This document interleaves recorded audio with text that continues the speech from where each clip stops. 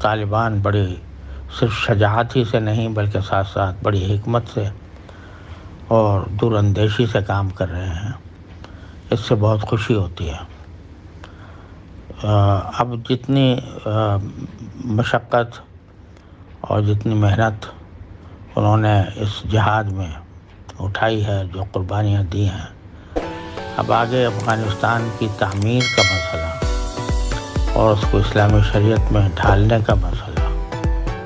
یہ بھی ایک بہت بڑا چیلنج ہے جو طالبان کو جس کا جواب دینا ہے، عملی طور پر جواب دینا ہے۔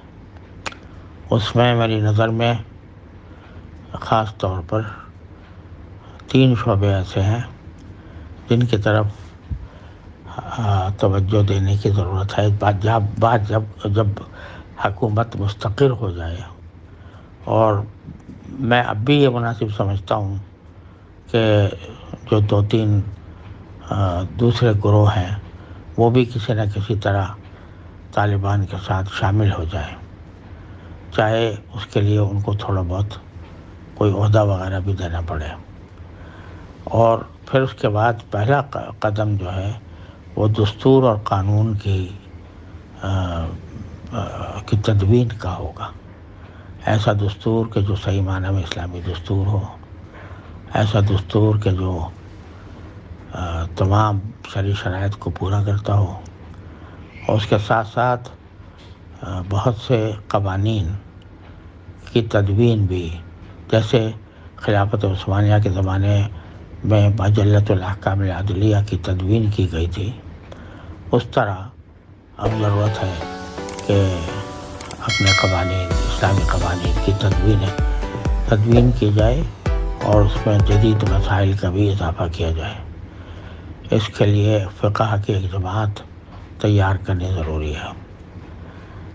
دوسری چیز جس کی اہمیت ہے وہ تعلیم کا نظام ہے۔ تعلیم کے نظام میں جہاں مدارس اپنی جگہ قائم رہنا چاہیے، وہاں جو جدید تعلیم گاہیں ہیں ان کے نصاب و نظام میں کس طرح تبدیلی لائی جائے کہ وہاں سے سچے پکے مسلمان پیدا ہوں، اس کی ایک منصوبہ بندی کی ضرورت ہے۔ اور تیسرے، اقتصاد کا پہیہ کس طرح چلے، اور الحمدللہ اللہ تعالیٰ کا فضل و کرم ہے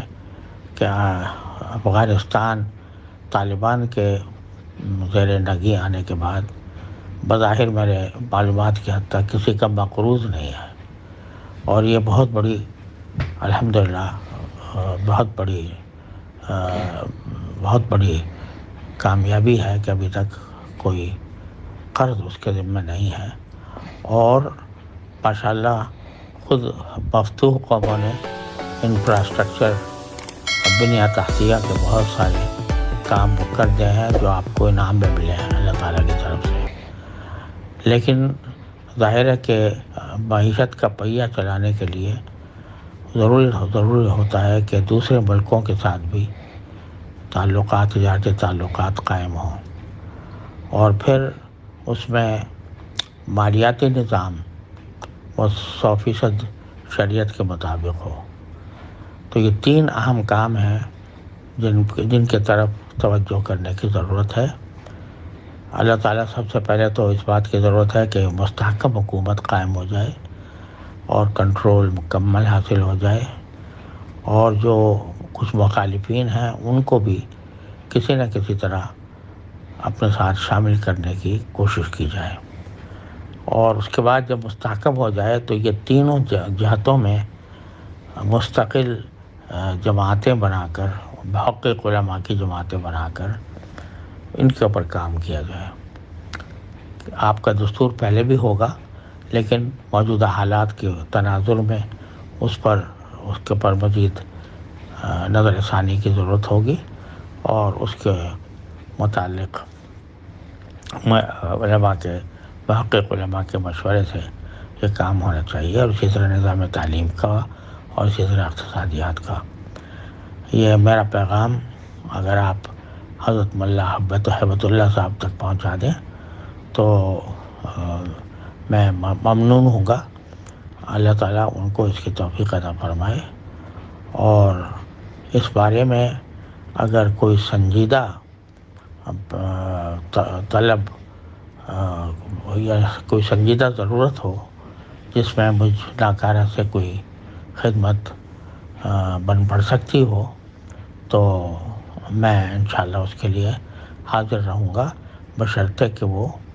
ایسی ہو کہ جو